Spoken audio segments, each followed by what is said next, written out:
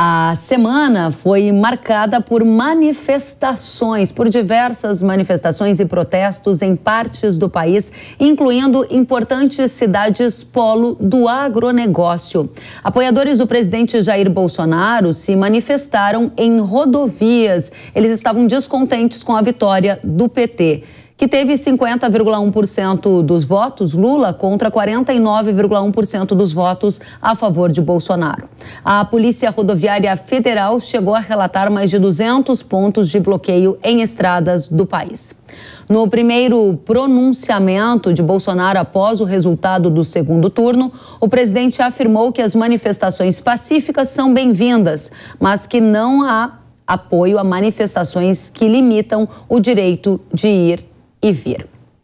No feriado, um dia após a fala de Bolsonaro, milhares de pessoas se reuniram novamente no Rio de Janeiro, em Brasília e em outras regiões do país. No grupo, alguns pediam por intervenção federal. Até amanhã da sexta-feira, a Polícia Rodoviária Federal indicava que todas as rodovias federais estavam livres de bloqueios totais e 15 apresentavam interdições parciais no país, com o maior número delas em Mato Grosso, no centro-oeste do país. Durante a semana, foi dado início à transição de governo. A gente vai analisar o resultado da eleição e, passo a passo, falar de política externa e de tudo o que há pela frente. Novos ministros, ministros da Agricultura, o que é desafio para o agronegócio brasileiro, o que é oportunidade nesta nova era que terá o PT na liderança do país. Para esta conversa, a gente convidou Tiago Aragão, que é diretor de estratégia da Arco Advice. Tiago, seja muito bem-vindo mais uma vez ao Hora H do Agro. Um grande prazer estar aqui contigo, Kelly. Obrigada. Recebemos também Roberto Rodrigues, que é coordenador do Centro de Agronegócio da FGV e ex-ministro da Agricultura no primeiro governo Lula. Professor Roberto, uma satisfação revê-lo no Hora H do Agro. Seja bem-vindo. Satisfação. Muito obrigado. Obrigada a você. Tiago, começo com uma pergunta a ti. Qual a sua avaliação sobre as manifestações após o resultado eleitoral? Eu vi que no jornal aí nos Estados Unidos, onde você fica, o The Wall Street Journal, publicou um artigo dizendo, inclusive, que essa indignação vista nas ruas tem a ver com a intervenção do judiciário pendendo por um lado na eleição do Brasil. Como você analisa o que está acontecendo? Você concorda com o editorial desse jornal? Olha, eu acho que é natural que as pessoas fiquem indignadas se o resultado que elas desejavam acaba não acontecendo. Agora, a forma de expressar essa indignação, que ela precisa ser bem cuidadosa e precisa ser bem feita. Quando você acaba ferindo alguns direitos básicos, principalmente o de ir e vir, a própria manifestação ela perde o sentido, perde a relevância e acaba perdendo grande parte da mensagem que quer passar. Se você quer passar uma mensagem em cima da insatisfação que está sentindo, você não tenta fazer isso gerando um problema que a sua mensagem acaba sendo sufocada. A insatisfação, ela é normal. Agora, a interpretação, se houve um judiciário para um lado apoiando ou para o outro, isso também está nos olhos de quem interpreta e de quem vê. É natural que, se fosse ao contrário, a gente também teria algumas narrativas de vantagem oferecida para um lado ou para o outro. Em geral, o que eu vejo é que essa insatisfação, ela faz parte da democracia, do mesmo jeito que a gente pode demonstrar que não ficou feliz com um desfecho, nós também temos que entender que as regras, elas estão aí e que a vida, ela volta ao normal. E quem faz o Brasil acontecer não é um presidente, necessariamente. A figura do presidente, ela não pode ser superdimensionada. Eu sempre digo que o voto num parlamentar é muito mais importante do que um voto para um presidente, porque o que acontece no Brasil e as decisões que são tomadas na prática, que afetam a vida das pessoas, elas ocorrem no Congresso. E é para aí que as pessoas devem buscar olhar mais e compreender, para entender mais a política brasileira e aí poder dosar um pouco os graus de indignação e de satisfação. Muito bem, obrigada. A gente continua com Roberto Rodrigues. Professor Roberto, o que você vê para o futuro a partir destes sinais vindos das ruas e como você avalia a rejeição do agro ao PT. E com base no que eu digo isso? Principalmente nos resultados da eleição que mostraram os principais estados movidos pelo agronegócio dando vitória ao Bolsonaro, além, por exemplo, do apoio de algumas associações e da bancada do agro no Congresso. Qual a sua avaliação? Kelly, a avaliação é o seguinte: o agronegócio brasileiro hoje representa 27% do PIB nacional. Gera 20% dos empregos do país. Uma característica, durante a pandemia, foi um setor que não desempregou e, ao contrário, por causa da prestação da digitalização, foi um setor que contratou gente mais jovem, com salários mais altos, portanto, melhorando a massa salarial do setor. E, por último, é um setor que tem garantido o saldo comercial do país. São 3 condições que representam, economicamente e socialmente, pesos fundamentais do país. Eu acredito que nenhum governo que se instale despreze esses números, porque desprezá-los ou desprezar o setor será dar um tiro no pé. O agronegócio brasileiro tem sido a alavanca da economia nacional e não pode ser desprezado. De modo que eu espero e acredito que qualquer governo que assume, seja nesse caso o governo liderado pelo PT, apoie o agronegócio, porque é apoiar o Brasil.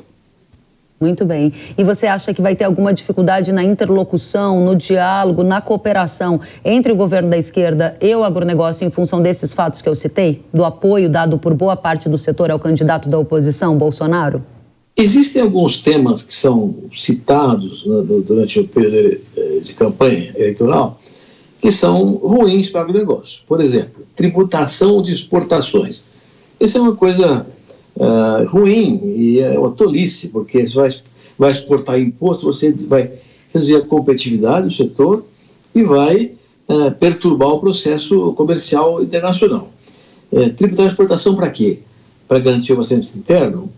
O Brasil tem um excedente exportável espetacular. Nós abastecemos todo mundo no mercado interno e exporta o excedente. Portanto, tributar a exportação não é uma coisa adequada a uma ação como o agronegócio brasileiro. E outra questão que se questiona muito é o tema da segurança jurídica, sobretudo em razão de terra, de propriedade. São coisas que são garantidas pela Constituição e todo mundo espera que o governo mantenha esse respeito à Constituição para impedir que esses problemas aconteçam. Então eu vejo esses 2 grandes temores do lado privado brasileiro. Por outro lado, todos nós queremos ampliar mercados, então uma estratégia que considere acordos comerciais é necessária, estrutura logística é fundamental, cuidar da tecnologia, são temas que são muito relevantes para todos nós, para qualquer governo.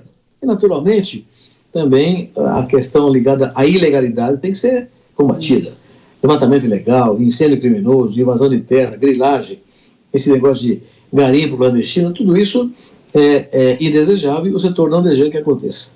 Muito obrigada. Obrigada a vocês pela primeira rodada. Vou atualizar o que aconteceu para a gente comunicar a nossa audiência e analisar com vocês. Eu volto em um segundinho. Nesta semana, ocorreu a primeira reunião para tratar do processo de transição do governo.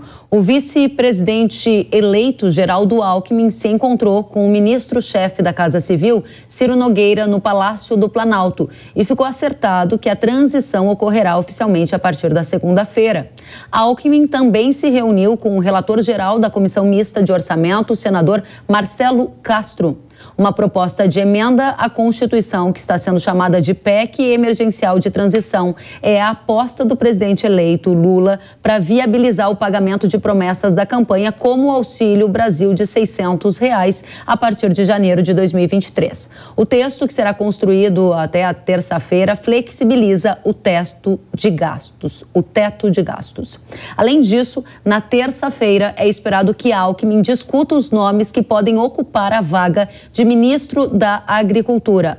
Participarão desta reunião o ex-deputado Neri Geller, que já foi ministro da Agricultura de Dilma Rousseff entre 2015 e 2016, e o agropecuarista e também senador Carlos Fávaro, que coordenou a campanha de Lula em Mato Grosso. Fávaro é o favorito para ocupar a vaga no Ministério da Agricultura, de acordo com apurações que eu fiz nesta semana. Ou seja, a gente já tem a indicação de um nome para este que é um dos principais postos do agro brasileiro. Vamos aos nossos convidados analisar tudo isso em detalhes. Thiago, como você analisa esses sinais dados no comecinho da transição? Riscos para o teto de gastos, você acredita que sim, existem? De qual maneira isso impactará na perspectiva econômica? E nomes para a agricultura. Eu citei Carlos Fávaro, quero saber se você está alinhado ou se há algum outro nome no seu radar para a gente apresentar o nosso setor.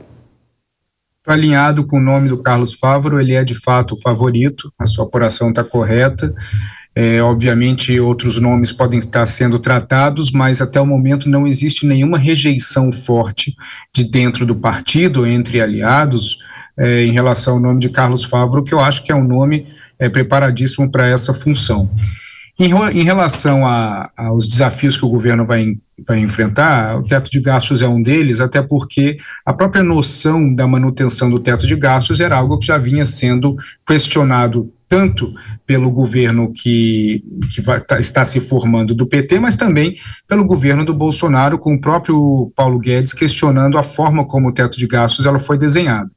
No ano de 2022, o teto de gastos, por conta de auxílios e algumas medidas emergenciais, acabou sendo estourado na casa dos 200 bi, e que é algo também esperado a partir do ano que vem, por conta das promessas de auxílio e de crescimento desses próprios auxílios que o governo já vem colocando agora durante a campanha. A tendência é que o teto de gastos não vai ser igual o que existe, vai ter uma manutenção, vai ter uma mudança, uma flexibilidade maior.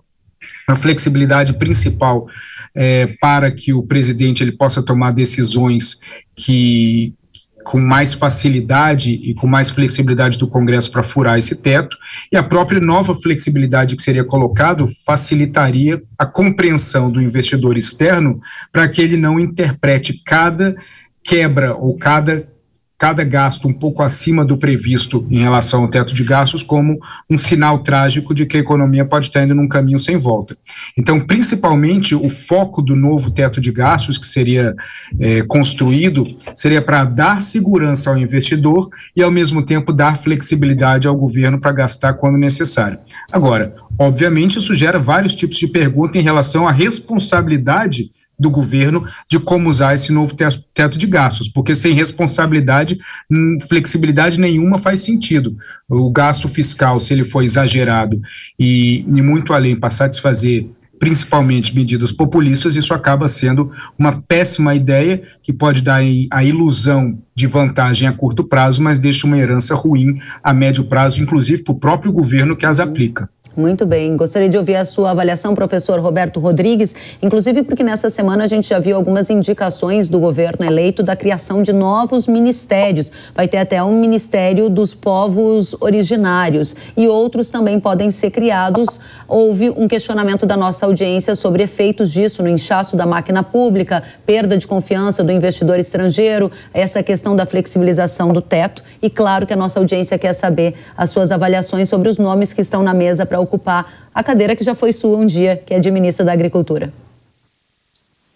O nome do Carlos Fávaro é um nome interessante, porque ele tem uma característica boa para o agronegócio brasileiro. Ele é dublê de político e liderança rural. O Fávaro foi presidente da ProSoja, então ele conhece a liderança rural, conhece a atividade produtiva, é produtor rural, então ele tem esse lado, digamos, técnico e de liderança privada muito importante para o Ministério da Agricultura. E sendo um parlamentar, ele soma também na outra posição, mas que tem realmente características relevantes para o cargo. Veja o sucesso da Maria Tereza Cristina. A Tereza Cristina é uma figura única. Ela era engenheira agrônoma, então conhecia tecnologia, produtora rural, conhecia o setor. Foi secretário de Estado do Mato Grosso do Sul, conhecia a máquina pública. Foi parlamentar da Frente Parlamentar, que é uma área bastante liderança masculina, e foi presidente da frente. Então ela reunia um conjunto de condições únicas para ser ministra da Agricultura e foi um sucesso como tal. O Fávaro tem boas características semelhantes a essa e pode ser um nome interessante, sobretudo no maior estado produtor do Brasil. Então é um nome que eu acredito que o setor aceite bem. Muito bem. Em relação ao aumento do número de ministérios e essa questão que eu mencionei da criação proposta pelo governo Lula de um ministério para povos originários, tem muita gente questionando que impacto isso vai ter em temas que remetem à segurança jurídica, a relação no uso da terra entre agricultores, questões indígenas. A gente tem um marco temporal para ser discutido no STF. Você vê isso com preocupação, professor? Olha, Kelly, eu acho que a pulverização de ministérios é sempre uma questão problemática. Se aumenta custos, diminui a objetividade de processos, fica mais difícil trabalhar o conjunto. Eu vejo o Ministério da Agricultura, por exemplo. O Ministério da Agricultura é um ministério central no país. Mas quem cuida de relações internacionais é o Itamaraty. Quem cuida de rodovia, ferrovia, porto, é o Ministério da Infraestrutura. Quem cuida de ciência e tecnologia, é o Ministério da Tecnologia. Quem cuida de recurso, é o Ministério da Fazenda. Quem cuida do meio ambiente, é o Ministério do Meio Ambiente. Então, você tem um ministério importantíssimo que não tem arbitragem sobre todos os processos que interferem na produção agrícola e nas exportações. Quanto mais ministérios, menos condições de liderança terá o Ministério da Agricultura. Então, eu acho uma questão bastante discutível. Porém, é preciso avaliar exatamente qual é o objetivo que se tem para criar novos ministérios, para saber se eles fazem sentido ou não. Muito obrigada, professor. Tiago, eu vou voltar com você antes da gente passar para a próxima rodada, porque ficou uma questão importante para a gente analisar para a nossa audiência. A gente aqui discutiu o nome do favorito para ocupar a vaga de ministro da Agricultura, ouvimos as análises de vocês, mas a gente percebeu também, principalmente agora no governo mais recente, que o ministro da Agricultura, ou o Ministério da Agricultura, essa é uma interpretação minha, ele ganhou mais estatura. Ele estava sempre ao lado do ministro da Economia, do ministro da Infraestrutura, e a gente viu uma diminuição do antagonismo entre Ministério da Agricultura e Ministério do Meio Ambiente. A pergunta que eu faço para você é que você acredita que no governo Lula o Ministério da Agricultura vai ser entendido também como um ministério de primeiro escalão? E a minha segunda pergunta: quem você já tem como nomes cotados para assumir o Ministério do Meio Ambiente? Porque essa é uma questão que importa demais também para a gente entender essa nova era que virá para o agro brasileiro. Bom, primeiramente, o presidente eleito Lula, ele não tem nenhuma escolha além de colocar o Ministério da Agricultura no nível de primeiro escalão, porque como o próprio ex-ministro Roberto Rodrigues acabou de dizer, e bem colocar, o impacto do agronegócio no Brasil, ele é visível, e qualquer mudança de postura que tire a relevância do setor é um tiro no pé para o presidente eleito. Então, eu não vejo que vai perder, né, a relevância, muito pelo contrário, faz sentido que aumente a relevância ou que mantenha a relevância conquistada ao longo desses últimos 4 anos. Também existem outros fatores. Eu não vejo o presidente querendo brigar com um setor como o setor do agronegócio, principalmente que ele já está vendo que com 2 dias ou 3 dias depois das eleições, o principal foco de dificuldades que ele já vem enfrentando indiretamente por conta dos protestos acaba passando muito pela origem nos estados produtores de agronegócio, por conta da vantagem enorme que eles deram ao Bolsonaro durante as eleições. O papel do Ministério do Meio Ambiente tende a ser mais importante do que foi no passado. Como nós falávamos anteriormente, a política externa ambiental, ela acaba ganhando uma preponderância muito grande por conta das tendências que existem hoje no mundo e das expectativas em relação a crédito de carbono, agricultura sustentável, energia limpa, etc. O papel da política externa ambiental não é necessariamente de discutir somente temas ambientais, mas também de abrir porta para temas não ambientais que acabam impactando direto e indiretamente a agricultura. Por exemplo, nós temos o Acordo União Europeia-Mercosul pronto para ser ratificado por cada país membro da União Europeia. Muitos resolveram não ir adiante por conta de discordâncias com a política ambiental do presidente Bolsonaro. Então, tendo uma política ambiental que gere uma situação de simpatia ou aproximação com a Europa, pode facilitar que isso abra portas para outras coisas, como a finalização de um acordo União Europeia-Mercosul, que, dependendo, pode acabar beneficiando também o agro brasileiro. Então, o papel do Ministério do Meio Ambiente vai um pouco além do que a questão em si. E como nome, o favorito é o da Marina Silva, não só por conta da respeitabilidade que a Marina Silva tem no exterior, muito na Europa também. Existem outros nomes tão bons que podem atuar no campo doméstico, mas como o meio ambiente passou a ter um peso muito grande na forma de construção de política externa, ela é o nome que faz mais sentido dentro desse ângulo da participação ambiental em temas internacionais. Excelente, Tiago, obrigada pelas contribuições. Professor Roberto Rodrigues, quando a gente ouve o Tiago dizendo o Ministério do Meio Ambiente terá mais importância a partir agora do governo Lula em função da política externa de meio ambiente, as relações internacionais e até gerando uma opção para o avanço de acordos comerciais, né? A minha pergunta para você existe algum tipo de preocupação adicional que o agropecuarista deva ter? E eu vou explicar a minha pergunta. Um dos pontos que eu ouço muito de agricultores era que no passado eles criticavam a chamada indústria da multa, que eram algumas dificuldades que eles tinham de avançar com produção em função de obstáculos vindos de alguns órgãos reguladores. E esse foi um ponto mencionado por eles. O segundo, o que eles chamam de quem vai pagar o custo da agenda verde. A gente está vendo, por exemplo, na Nova Zelândia, o governo está com uma consulta pública aberta porque ele quer criar uma taxa agrícola para que os agropecuaristas paguem pela emissão de gases que os animais criados dentro de fazenda estão gerando. E é nesse contexto que há uma preocupação do setor agropecuário. Eu gostaria de ouvir a sua análise sobre esta nova era em que o meio ambiente terá mais importância na visão do Tiago. Eu acho que o Tiago colocou muito bem esse tema e o mundo inteiro caminha por uma transição. Estamos numa transição de uma economia convencional, tradicional, para a economia verde. Provavelmente a ponte dessa transição se chama descarbonização e foi afetada pela pandemia.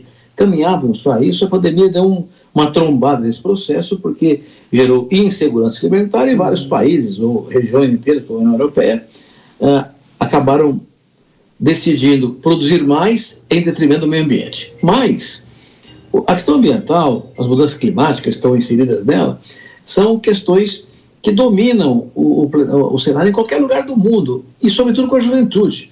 Então isso é muito relevante, porque jovens acima de 15, 16, 17 anos querem proteger o meio ambiente. É ótimo, porque esse tema vai ficar em pauta nos próximos 30, 40 anos, já que essa juventude quer proceder esse processo todo de defesa do meio ambiente, trabalhar com isso aí. Muitas vezes não sabem o que fazer, erram nas propostas, mas o que é fundamental, o meio ambiente terá que ser uma questão central da humanidade. Qual é o problema, Kelly? Acho que mais importante do que os que você citou é o problema de que esse assunto tão importante, tão fundamental, tão relevante para o mundo inteiro, sirva como um escudo ou um argumento de caráter comercial. Agora mesmo, o Parlamento Europeu lançou uma resolução que está sendo para ser discutida em cada país, no próprio OMC, segundo a qual ela não vai comprar produtos agrícolas oriundos de lugares desmatados depois de 2020. Como é que vai provar isso? Como é que vai assegurar a certeza? Isso vai aumentar o custo de produção, vai tirar a competitividade. Então, isso é bem um exemplo de como uma coisa muito relevante, que é a defesa do meio ambiente, vira uma questão de barreira comercial não tarifária. Então, isso é que tem que ser tratado. E agora, na semana que vem, nós vamos ter lá em Sharm el-Sheikh, no Egito, a grande discussão sobre o mercado de carbono, que terá um papel central nessa questão ambiental, porque vai monetizar trabalhos bem feitos. Você citou uma coisa da multa, né? Nós, aqui no Brasil, temos uma tradição histórica de castigar quem faz errado. O mercado de carbono pode mudar esse processo. Aliás, a própria Código Florestal, com o PSA, já cuida disso. Nós vamos premiar quem faz certo. Isso é que é fundamental na questão ambiental, é usar o tema como raiz e processo de defesa do meio ambiente, mas sem que isso represente prejuízo para quem faz certo. Ao contrário, monetizando e premiando quem faz certo. Vamos esperar muito da COP27 agora e das consequências disso em seguida. Excelente, a gente volta com vocês em um segundinho, vamos para mais uma rodada. Atualizando os temas da semana, o que vem por aí, a gente vai então avaliar uma coisa que aconteceu. Lula, logo após a eleição, ele se encontrou com o presidente da Argentina, Alberto Fernandes. Essa simpatia de Lula por Fernandes pode também ser uma simpatia pelo modelo econômico adotado lá? A gente vai questionar os nossos convidados sobre riscos de maior intervenção do Estado na economia, taxação das exportações agrícolas, temas que a gente já passou rapidamente, mas a gente vai aprofundar, porque esse é o bloco em que a gente vai tratar de questões internacionais. Vou colocar também na tela o resultado das eleições, para a gente já dar sequência nesse tema. Após o resultado das eleições, o Lula recebeu diversas manifestações de chefes de estados, entre eles o do presidente da França, Emmanuel Macron. Macron tem sido crítico à política ambiental do governo Bolsonaro e se opôs à assinatura do acordo comercial entre Mercosul e União Europeia. Nesta semana, inclusive, a Confederação da Agricultura e Pecuária do Brasil, a CNA, disse em nota que pretende contar com o governo eleito de Lula para evitar barreiras ao comércio, em alguns casos disfarçadas de preocupação com a saúde e meio ambiente. Vocês viram como os nossos painelistas estão ali aguçados no sentido do que mais importa. Esses temas já foram endereçados aqui na nossa conversa. Eu só vou aprofundar um pouquinho mais, perguntando a você, Tiago, se esse primeiro encontro de Lula com Fernandes pode significar uma simpatia política e econômica adotada na Argentina, que nesse momento passa por uma crise, né? Para quem nos acompanha, a gente tem preocupações no setor agro muito grandes em relação a algum tipo de taxação para exportação. O ministro Roberto Rodrigues, ex-ministro e professor, já disse que não acredita nisso. Você acredita? De forma alguma. A crise argentina já está ingressando o seu 22º ano e nada indica que vai deixar de caminhar firmemente para o 23º, 24º, 25º por conta do processo de tomada de decisão e da mentalidade dos tomadores de decisão na Argentina. Eu não vejo de forma alguma o Brasil, nenhum outro país, observando a Argentina como um modelo a ser seguido no campo econômico. Agora, entende-se que no campo político, o Lula ele acredita que ele pode ter alguma influência em relação à Argentina, oferecendo um pouco do seu prestígio local com metade dos eleitores brasileiros e da sua reputação internacional, principalmente na Argentina. O problema argentino é um problema que dificilmente ele vai ser transportado e virar um problema brasileiro. Tanto que eu falo, esse risco de argentinização do Brasil, ele basicamente não existe por conta do problema central que ocorreu na Argentina. O problema central é que as pessoas elas não têm confiança na própria moeda. Assim que a economia argentina começa a melhorar um pouco, as pessoas vendem peso, compram dólar, guardam dólar em casa ou botam no campo, em banco fora, muitas vezes no Uruguai. Esse processo, ele acaba sendo uma profecia autorrealizável de que a economia, ela melhora e esse comportamento social leva a uma piora da economia. No Brasil, os grandes empresários, os grandes milionários, bilionários brasileiros, classe média, existe uma confiança na moeda.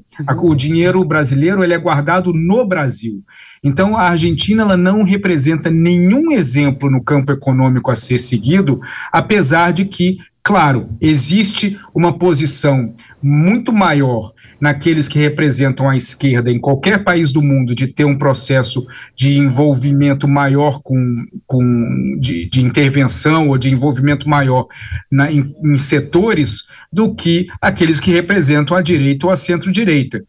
Como, por exemplo, a gente vai ver a intervenção ou tentativa disso em algumas coisas relacionadas à política de preço, mas isso aconteceu também no governo Bolsonaro. Eu não vejo que o governo do Lula, ele provavelmente, certamente vai cometer vários erros que nós vamos conversar aqui. Importar o modelo argentino não será um deles. Muito bem. Só muito rapidinho, eu não posso deixar essa bola quicando. Você falou sobre congelamento de preços. Eu lembro que no plano de governo de Lula que li, ele falava em abrasileirar o preço do combustível. O professor Roberto Rodrigues lembra do que foi o impacto quando a gente teve na era do PT um congelamento de preço da gasolina e a nossa indústria do etanol foi bastante prejudicada. Esse é um risco médio ou alto na gestão Lula, na sua avaliação, Tiago? Eu acho que isso é um risco médio, não pelo que está acontecendo, ocorrendo dentro da cabeça do Lula, dos membros da sua equipe. Isso depende muito mais do que está acontecendo no mundo. Um agravamento na guerra na Europa, um agravamento nas tensões entre Estados Unidos e China podem levar a decisões dessas mais diretas de intervenção. Fora isso, eu acredito que o governo ele vai pisar em ovos todas as vezes que ele for falar ou se relacionar em relação à Petrobras por conta do passado recente. Muito bem. Professor Roberto Rodrigues, você concorda que existe algum risco neste sentido para a nossa cadeia de produção de etanol, seja de cana, seja de milho, que tem ali um acompanhamento dos preços, por exemplo, de combustíveis derivados de petróleo na sua correlação no mercado? E eu também gostaria de saber, em relação à questão anterior, sobre a relação de Lula com Macron e um avanço no acordo Mercosul-União Europeia. Bom, Kelly, vamos lá. Tratar dessas duas coisas de maneira bem objetiva. O presidente Lula, quando foi presidente da primeira vez, ele fez um grande apoio aos biocombustíveis. Criamos o biodiesel, andamos pelo mundo inteiro vendendo etanol no Japão, na China, na Ásia, na Índia, porque ele acreditava na questão do biocombustível com o elemento favorável para a redução de emissões, já sabemos. O álcool de cana emite só 10% de CO2, que é a gasolina limite, portanto é muito bom ambientalmente para a saúde pública também. E essa visão do Lula era clara para ele. A presidente Dilma chutou o balde, né? Era para combater a inflação, não deixava que os combustíveis subissem de preço e acabou fazendo uma verdadeira destruição da Petrobras. Comprava gasolina lá fora por um preço X, vendia aqui dentro por X menos Y. O valor da Petrobras despencou, foi um tremendo prejuízo da Petrobras. E aí, como você disse muito bem, também destruiu o setor sucroenergético. Até hoje estamos nos recuperando desse processo. Então, eu observando a história, Kelly, e se imagina que ela pode se repetir, vejo a posição do presidente Lula muito mais favorável a biocombustíveis do que foi a Dilma, né? Agora, voltando a... Então, eu sinto um pouco mais de esperança de que as coisas avancem positivamente, sem populismo nessa área energética. Agora, eu concordo inteiramente com o Thiago, esse tema de tributar a exportação, essa coisa que a esquerda fez do mundo inteiro de tributar a exportação para impedir a exportação, é de uma burrice, tenho certeza que vai ser repetido. Se for repetido no Brasil, é uma infelicidade enorme para todos nós. Agora, relação com o Macron, com Inglaterra, Estados Unidos, com a Alemanha, com a Argentina, o que importa para nós é abrir o mercado.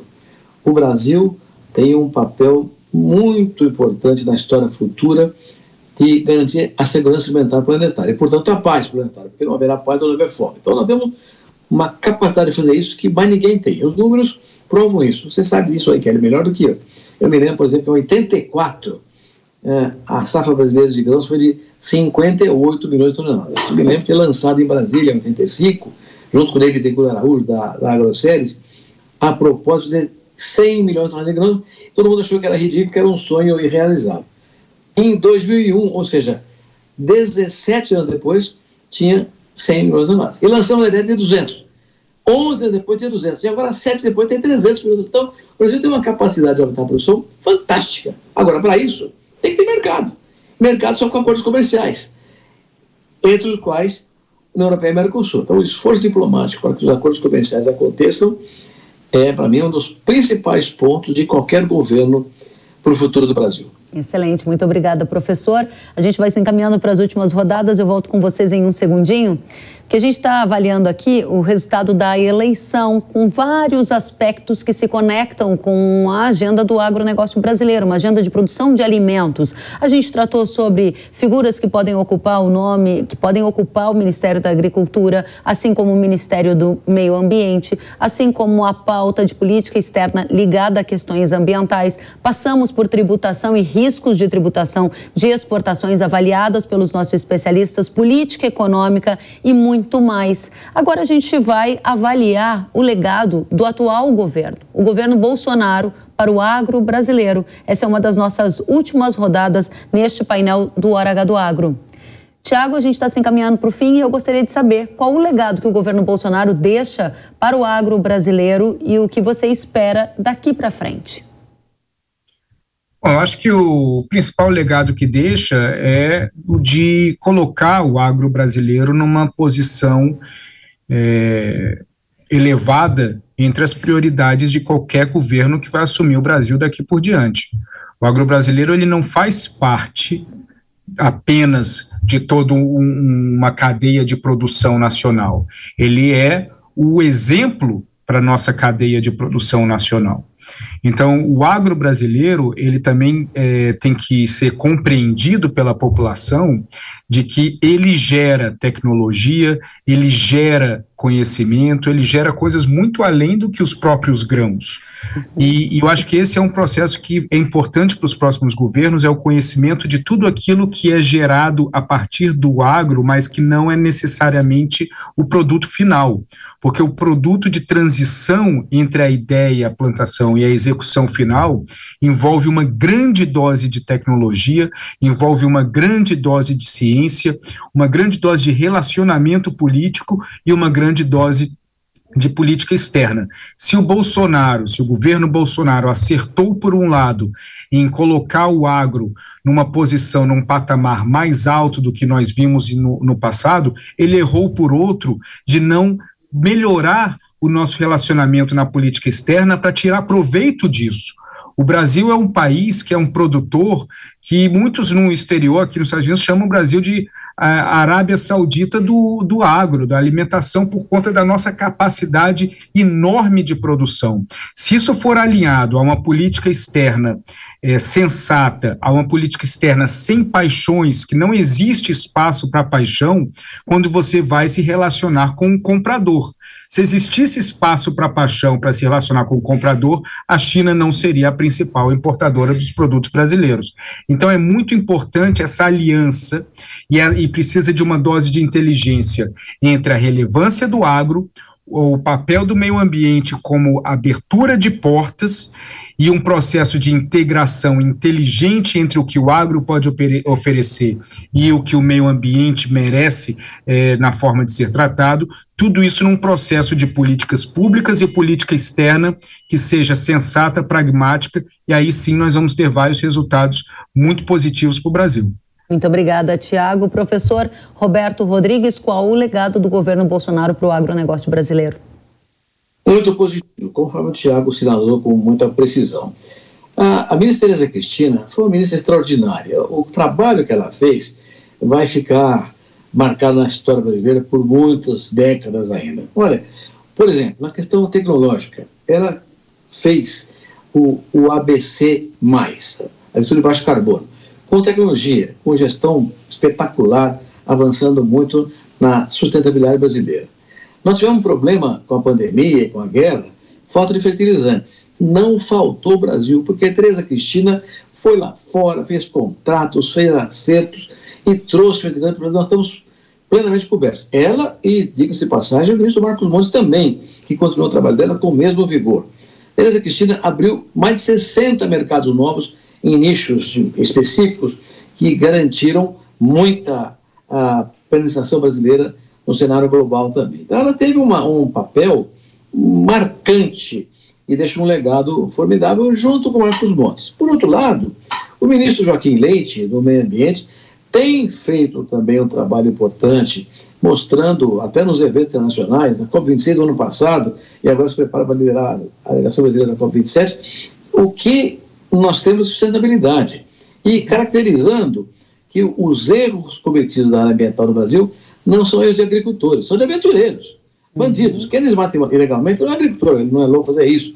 Quem toca fogo não é agricultor, quem invade terra não é agricultor. Então, o ministro Joaquim Leite fez um trabalho muito bom, esse também é um legado a ser seguido pelo que vier depois dele.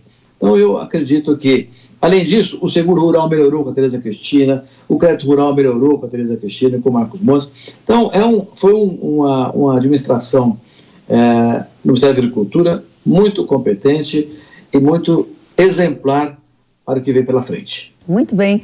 Eu estou bastante satisfeita que a nossa audiência vai ter um conteúdo de altíssima qualidade para entender as várias nuances do governo atual, do próximo governo, oportunidades e desafios para o agronegócio brasileiro. Quero agradecer demais a você, Tiago Aragão, diretor de estratégia da Arco Advice. Obrigada pela presença. Volte sempre. É um prazer, muito obrigado, e um prazer estar ao lado do ministro Roberto Rodrigues. Obrigada a você. Roberto Rodrigues, coordenador do Centro de Agronegócios da FGV e ex-ministro da Agricultura no primeiro governo Lula. Uma satisfação recebê-lo. Muito obrigada pela presença. Volte sempre. Satisfação é minha. Aprender aqui com o Tiago e com você é sempre bom. A gente aprende todo dia. Muito obrigado pela oportunidade e conte comigo sempre. Da mesma forma, fiquem bem. Até a próxima.